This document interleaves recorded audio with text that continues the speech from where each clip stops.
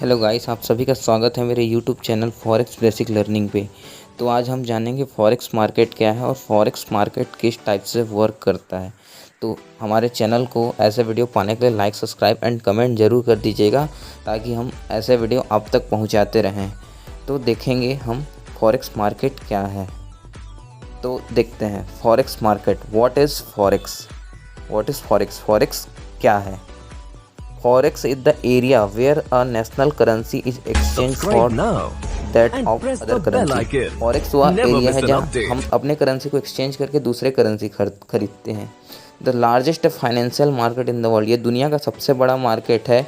एक दिन में 6 ट्रिलियन डॉलर का यहाँ वो ट्रेडिंग होता है, मतलब इंडिया की इकोनॉमी से 2 गुना।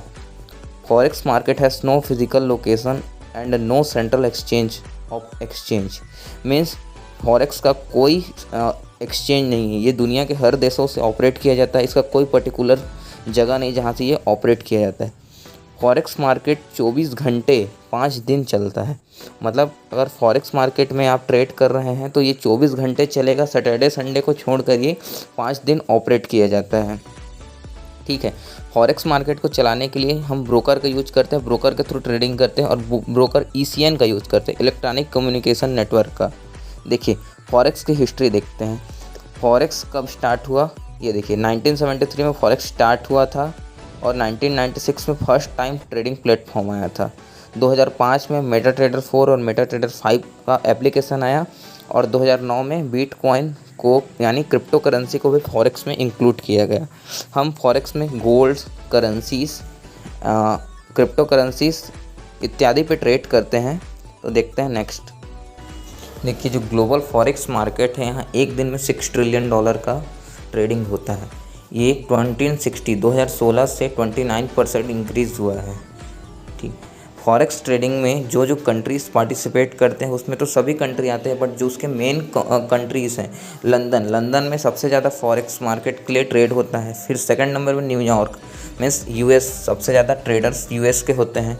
फिर सिंगापुर के लोग होते हैं। देखिए जो फॉरेक्स में ट्रेड होता है ना, वो एक दिन में 35 गुना है जेफ बेजोस की संपत्ति का, 13 मिलियन गुना है UK की एक वीक की कमाई का और 2.33 गुना है UK की GDP का और 7.9 गुना है क्रिप्टो मार्केट के जो मार्केट कैप का और 15,172 गुना है जो बिल्डिंग्स बनते हैं उनका।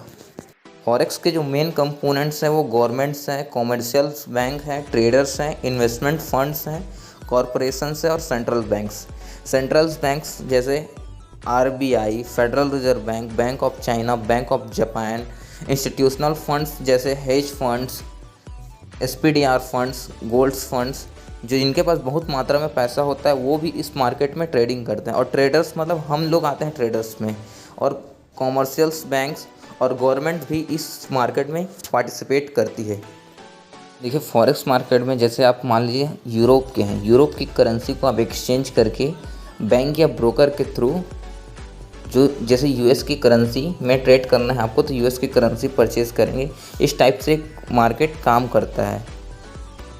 देखिए यहाँ लिखा हुआ है, जो एक डिजिट लिखा है 2013 के आंकड़ा के हिसाब से 41% यूनाइटेड किंगडम के लोग पार्टिसिपेट करते हैं फॉरेक्स में, 90% यूनाइटेड स्टेट, सिंगापुर के लोग 5.7%, जापान के 5.6% और हांगकांग के 4.1%। बाकी जो कंपोनेंट्स हैं या बाकी जो पार्टिसिपेट करने वाले फॉरेक्स मार्केट में अदर करेंसीज के हैं, मीन्स अदर देश के हैं। फैक्टर अफेक्टिंग करेंसी पेयर्स, जो चीज़ें हैं जो करेंसी पेयर की वैल्यू को कम ज़्यादा करती हैं वो है पॉलिटिकल इवेंट्स, जो पॉलिटिकल घटनाएं होती हैं वो इकोनॉमिक पॉलिसी मीन्स किसी देश की मॉनेटरी पॉलिसी इसको इफ़ेक्ट करती है। और जो तीसरा चीज़ है वो है टेक्निकल एनालिसिस। अगर टेक्निकल एनालिसिस के बेस्ड पे हम ट्रेडिंग करते हैं तो टेक्निकल एनालिसिस भी इस चीज़ को इफ़ेक्ट करता है। और जो चौथा चीज़ है जो इफ़ेक्ट करता है वो क्राइसिस है।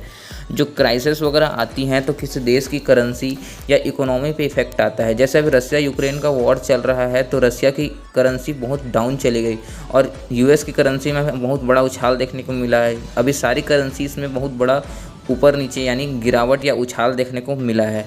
इस सभी का कारण क्राइसिस या टेक्निकल एनालिसिस, मॉनेटरी पॉलिसीज़ या जो गवर्नमेंट्स के जो इवेंट्स होते हैं या गवर्नमेंट चेंज हो गया किसी कंट्री का, वो सब डिपेंड करता है। जैसे अभी गोल्ड की वैल्यू बहुत ज़्यादा बढ़ रही है, देखा होगा गोल्ड की वैल्यू बहुत ज़्यादा भी बढ़ चुकी थी। ये सभी रसिया यूक्रेन वॉर के कारण सभी देशों की इकोनॉमी पे जो इफेक्ट पड़ा है रसिया के कारण, जो रसिया के क्रूड ऑयल्स थे, यूक्रेन के जो गेहूँ थे, सबका इम्पैक्ट मार्केट पे पड़ता है और मार्केट पे एक असर होता है।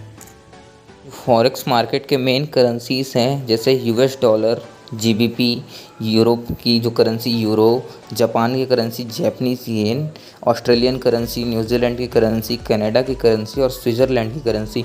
इन सब देशों में अगर कुछ इफ़ेक्ट्स आते हैं, उनकी इकोनॉमी पे कुछ असर होता है, तो इन सब की करेंसी वैल्यू में अंतर आता है। जैसे अभी यूरोप की कुछ करेंसी क्रूड ऑयल्स के कारण, महंगाई के कारण यूरोप की सारी करेंसीज में अभी डाउन देखने को मिला है, जिसका फ़ायदा यूएस डॉलर अभी ऊपर जा रहा है। डॉलर इंडेक्स की वैल्यू भी बढ़ चुकी है। ऐसे कंटेंट पाने के लिए हमारे चैनल को कमेंट्स, लाइक्स एंड सब्सक्राइब जरूर कीजिएगा और हम मिलते हैं नेक्स्ट वीडियो में। अगर आप टेक्निकल एनालिसिस की कोर्सेज चाहते हैं तो हम अवेलेबल कराते हैं, हमारे पास फ्री कोर्सेज और पेड कोर्सेज दोनों अवेलेबल है। अगर आप फ्री कोर्सेज करना चाहते हैं तो आप कर सकते हैं। इसके लिए हम अपना टेलीग्राम चैनल का डिस्क्रिप्शन में लिंक दे देंगे और हमारा एक पेज है इंस्टाग्राम पे, उसको भी आप जाके देखिए, हमने वहाँ कुछ एजुकेशनल कंटेंट डाले हैं। और अगर आप टेक्निकल एनालिसिस कंप्लीट जानना चाहते हैं तो हम इसके लिए आपको हेल्प करेंगे। Subscribe now and press the bell icon. Never miss an update.